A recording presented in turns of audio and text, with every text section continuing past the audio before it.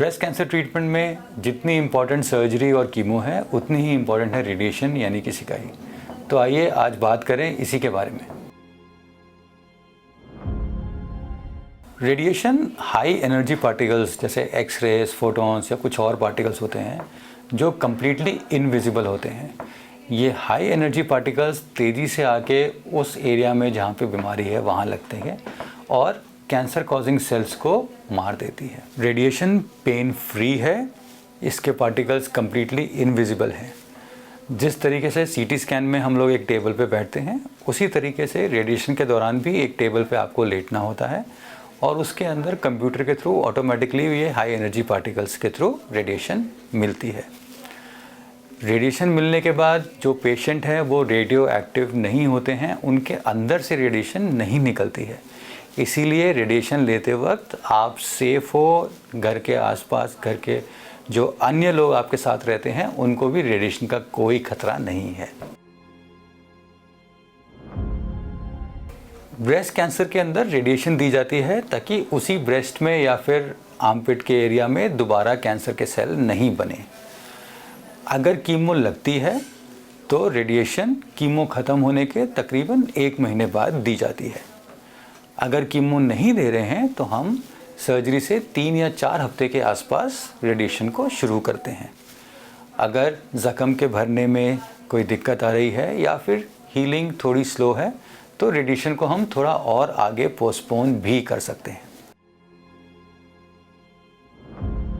जिस जगह कैंसर बना है उस जगह कैंसर वापस ना आए, इसलिए रेडिएशन दी जाती है, एक तरीके से उस फील्ड को स्टेराइल करने के लिए। ब्रेस्ट कैंसर के अंदर रेडिएशन बहुत इम्पॉर्टेंट हुई है क्योंकि ये हमारे को हेल्प करती है ब्रेस्ट को बचाने में। गांठ निकालना प्लस रेडिएशन, उसके रिजल्ट्स पूरी ब्रेस्ट रिमूव करने के बराबर हैं।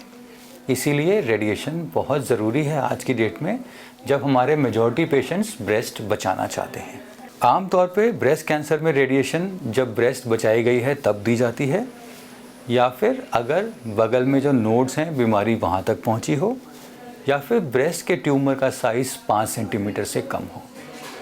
इसके अलावा अगर जो ट्यूमर है वो हमारे मार्जिन्स के पास आया हुआ है तब भी रेडिएशन दी जाती है ताकि बीमारी के वापस बनने का चांस कम हो जाए। रेडिएशन अलग अलग टाइप की होती है। सबसे ज़्यादा कॉमन रेडिएशन यूज़ होती है EBRT, जहाँ पे हम पूरी ब्रेस्ट को और आसपास के एरियाज़ को रेडिएशन देते हैं।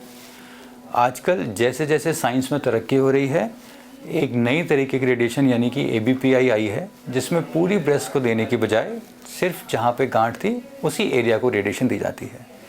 लेकिन ये टेक्निक सारे पेशेंट्स के लिए एप्लीकेबल नहीं है, इसलिए पहले अपने डॉक्टर से बात करें, उसके बाद ही इस विधि के बारे में और आगे बढ़ें।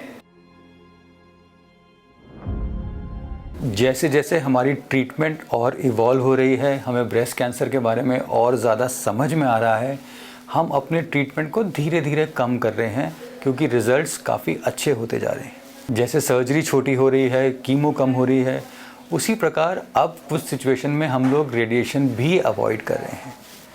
70 साल की उम्र में एक ख़ास कैंसर टाइप के अंदर अगर बीमारी बहुत ही छोटी हो तब हम उस सिचुएशन में बिना रेडिएशन के भी ट्रीटमेंट कर रहे हैं।